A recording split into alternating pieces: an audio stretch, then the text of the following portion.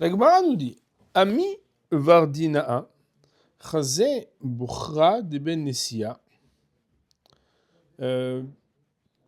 Ami Vardinaa, donc Rashi nous dit, c'était un homme qui était beau. Ami Vardinaa, Naeaya. Valshem Radim, Ayanikra, il était appelé au nom des roses. Vered, en hébreu, ça veut dire une rose. Il dit Rashi, Velinire, mais moi c'est ce que j'avais entendu, mais à moi il me semble, mais Otomakom Shishmo Vardina, que tout simplement il venait d'un endroit qui s'appelait Vardina, qui d'Amren Beirovim, Shinkram Menche Vardina, Venashim, Tsakanim, Betsare Aim Mamonam. Bon, c'était des gens qui étaient un petit peu comme les Meknassi, j'en dis pas plus, je pense qu'ils ont bonne réputation. Non, ça veut dire que c'est des gens qui étaient un petit peu regardants de leurs sous. Alors, c'est quoi cette histoire en fait? C'est que Ami Vardina, Boucha de Benissa Ava, Nessia Ava, il était celui qui devait regarder les défauts des bêtes Bechor dans l'endroit de la maison du Nassi. Donc le Nassi, c'était, on va dire, le président de la communauté. Okay. Alors, Beyoma Tava lo Ava Chazé. Et le jour de Yom Tov, il ne regardait pas, il ne vérifiait pas. Atou va amrouler les Rabbi Ami. Alors ils sont venus voir Rabbi Ami et pour un peu faire les rapporteurs, dire attendez, Koda, est-ce que vous pouvez regarder? Parce que lui il n'a pas regardé. Et la Gemara elle dit que Amar Léo, quand les gens sont venus voir Rabbi Ami, parce qu'ils ont vu qu'ils ne pouvaient pas demander à Ami Bardina, il leur a dit Shapir Ka'avid de Loïchazé. C'est bien ce qu'il a fait de ne pas regarder. La Gemara dit Ini, comment Vea Rabbi Ami Goufé Chazé. Comment c'est possible, sous-entendu, que Rabbi Ami il a pu dire ça dans votre histoire? Voilà que Rabbi Ami lui-même, il regardait les jours de Yom Tov, on le sait par ailleurs, qu'il regardait les moumim pendant Yom Tov. Rashi, si vous regardez en bas les derniers mots, on voit l'intelligence et la puissance et la précision de Rashi, puisqu'il nous dit... Ah non, pardon, c'est la suite. Ça ne veut pas dire qu'il n'y a pas la puissance et l'intelligence, c'est juste que c'est dans les mots d'après, attention. Okay. Rashi, donc la Gemara dit, comment tu peux dire ça? La Gemara, elle dit, qui kachazé, donc Rabbi Ami, qui chazé, mets-moi la chazé. Rabbi Ami, quand il regardait pendant Yom Tov, si c'était Kavoa ou non, c'est parce que c'est uniquement dans un cas où déjà la veille, il avait regardé. Ou Yom Tov, nous tournons la page, on passe à Kavzaïn Amoudbet, et le Yom Tov, Shiyule Kamishaïn, il venait poser des questions sur le déroulement, comment ça s'était passé pour arriver à ce défaut. Echi Ava Uvda, comment est-ce que ça s'était passé? Donc, ou Yom Tov, Shiyule Kamishaïn, Echi Ava Uvda, et le Yom Tov posait la question, il posait la question un peu comme si on disait Shaol, Sha'al, Kelu, ou Lishol, ou Shoel, et Chiaba Uvda, et Chayamase. Ça veut dire de quelle manière c'était déroulé. Je sais pas, moi, par exemple, l'égratignure, la brisure, la déchirure, etc. Qui a des Aougavra, d'Aïté Boucha, les Kamé de Rava, Apania de Maale Yomatava, comme l'histoire d'un homme. Il faut savoir que l'expression Aougavra, c'est il était une fois un homme. Maintenant, bien évidemment, si on connaît l'araméen, on sait que Haou veut dire celui-ci, Gavra, cet homme-là. Mais l'expression Haou Gavra, c'est l'histoire d'un homme, une fois, donc il était une fois un homme. Ok? C'est une expression.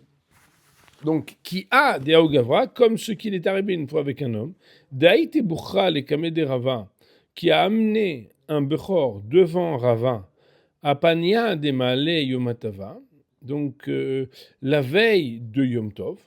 Pania de Maale, c'est un peu avant que n'arrive Yomatava. Ça veut dire la veille de Yom Tov. Ouais.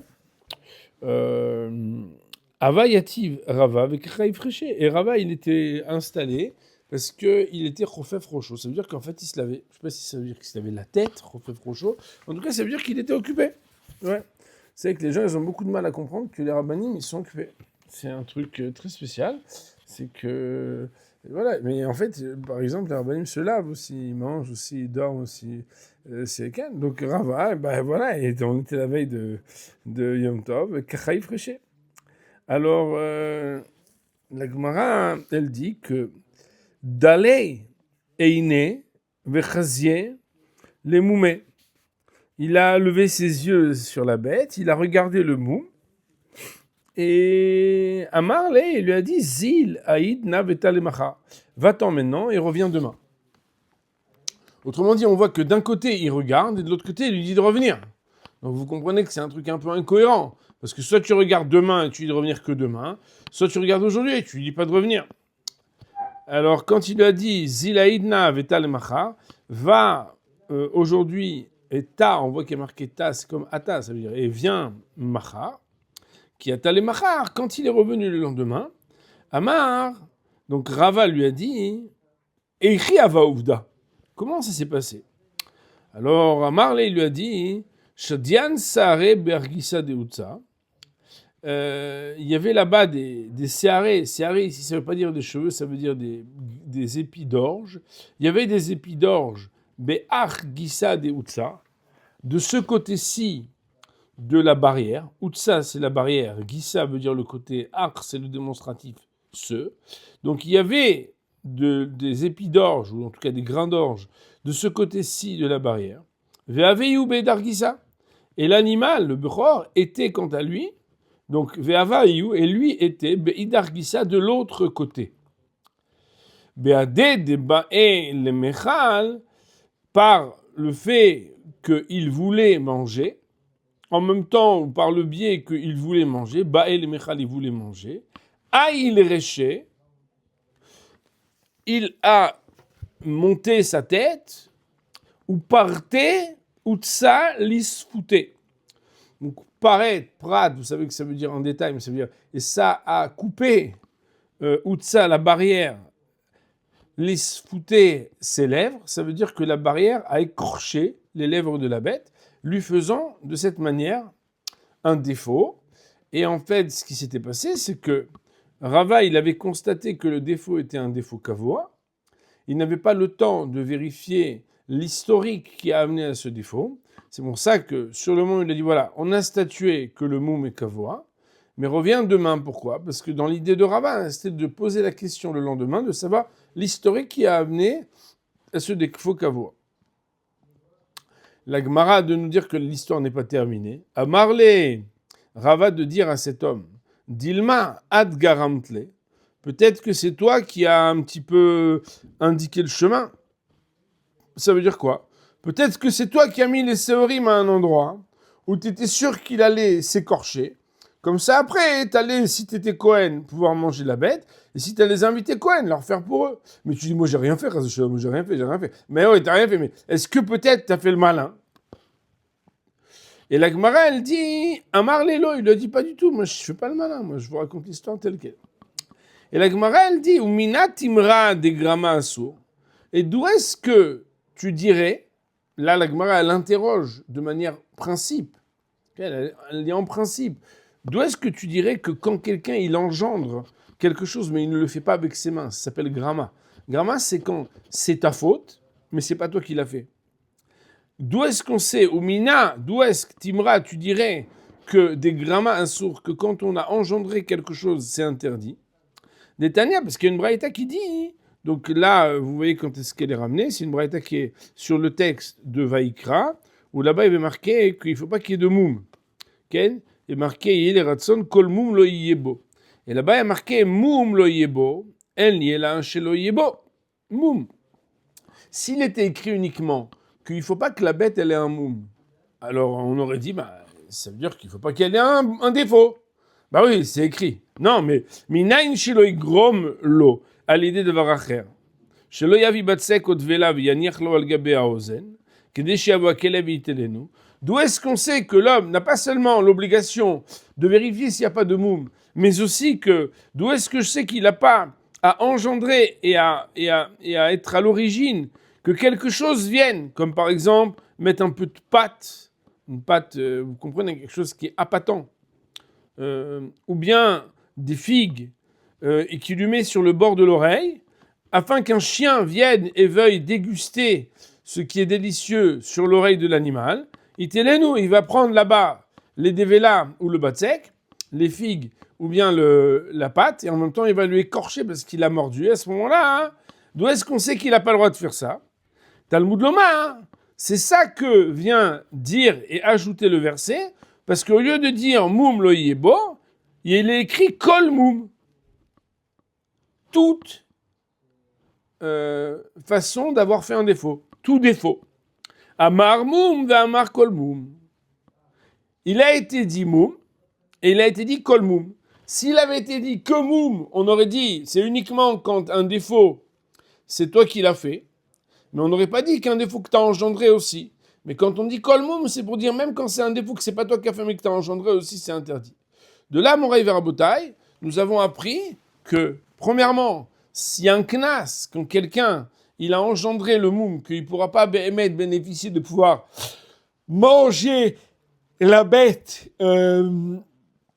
qu'il a, même si maintenant elle a un moum kavoa parce que c'est lui qui l'a engendré, bon, ça paraît logique, mais en tout cas c'est ce qui est écrit. Deuxièmement, on a appris aussi que ça veut dire qu'on n'a pas le droit de regarder les moumim pendant Yom Tov. Et si on a regardé, comme par exemple Rabbi Ami, c'est uniquement quand ils ont vérifié à l'avance que le moum était kavoa et que le lendemain, pendant Yom Tov, si on a constaté qu'ils viennent, en fait, ils posent des questions pour savoir comment les choses s'étaient déroulées. Voyons, si vous voulez bien, les rachis sur cette partie. Donc Rashi Amoud Aleph, je crois qu'on les a fait. Rashi Amoud Bet, il nous dit au Yom Tov Shiyule Kashain. Et le Yom Tov pose la question. Des fois, il était occupé à Yom Tov. Et dès lors qu'il avait vu le moum, le défaut, il voit que c'est un moum qui, de toute façon, il va lui permettre de manger la bête en principe, mais pas en pratique. Alors il dit, va maintenant, il revient demain. La moum echbalo. Et il posait la question pour savoir comment le moum est venu.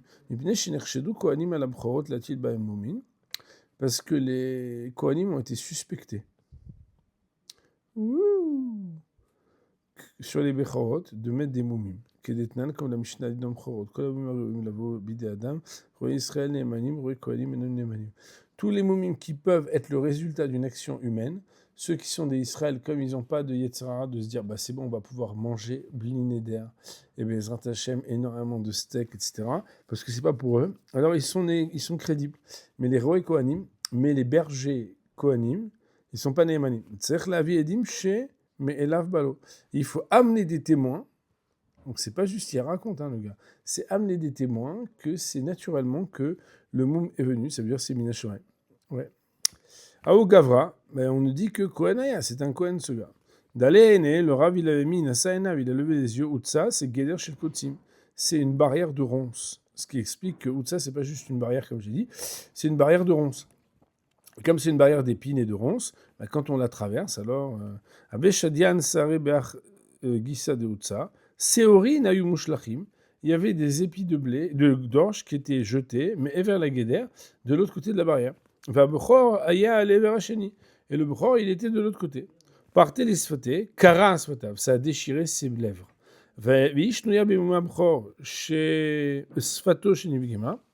Et c'est énuméré le défaut des lèvres.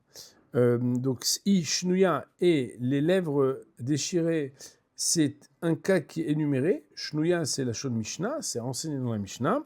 Bemoum et Abchor, à propos des différents défauts du Bechor, il y a marqué là-bas, ouvrez les guillemets, Sfato Shenivgema, ces lèvres qui ont été défaillies, enfin voilà, qui ont été abîmées. Chez le Olam Avenikar, ou Nikar, parce que c'est quelque chose qui est toujours apparent. Ad Garamtle, est-ce que c'est toi qui as engendré? Midat Natata Seorim Sham, est-ce que c'est consciemment que tu avais placé les épis d'orge là-bas? Chez Nirshadtem Alabchorot, parce que vous êtes suspect sur les Bchorot, Netorah Chagadol, parce que c'est quand même très crevant et très fatigant de s'occuper toujours d'une bête que de toute façon tu vas jamais manger. Chez Israël, l'homme t'appelle beau, et là, mais non le Kohen, parce que un juif, Israël, il le garde 3 mois le Bchor, et après il le donne au Kohen, et après il dit écoutez, moi la vérité, pour l'instant je l'ai gardé et tout, mais maintenant qu'il a 3 mois, c'est à vous de vous en occuper. Et donc le Kohen, maintenant, comme il doit s'en occuper tout le temps alors que c'est pas sûr qu'il va le manger, il se dit, écoute, si jamais il y avait un petit accident, Bezrat Hashem c'est là, ça pourrait au moins nous permettre de nous dire qu'on l'a éduqué. Et à un certain moment, Baruch Hashem, il nous a amené la parnassa. Okay? Loïe, carré loïe. Donc on va dire loïe. Alors bon, ici, quand il dit carré loïe, je voudrais bien voir la petite annotation pour comprendre qu'est-ce qu'il veut. La gueule du Tzionim ici. Ouais, bon, pas très important. Ok. Moum loïe boeni là. I katav moum velo katav lo kol. S'il y avait écrit que moum, il n'y avait pas écrit kol moum. Loaya lo lesol grama. Et l'antinatum mamash. La seule chose qui est interdite, ce serait si tu l'as fait avec tes mains, de lui faire un moum. Aval arshav. Amar moum lesol netinat moum mamash. Amar kol moum lesol grama. Mais comme il y a marqué d'un côté moum et de l'autre côté kol moum, c'est pour dire que non seulement quand tu le fais avec tes mains, mais même si tu l'as engendré, c'est quelque chose qui sera interdit. Je vous propose de faire l'interruption ici de notre lecture pour vous laisser faire vos chazara. On va dire Amen.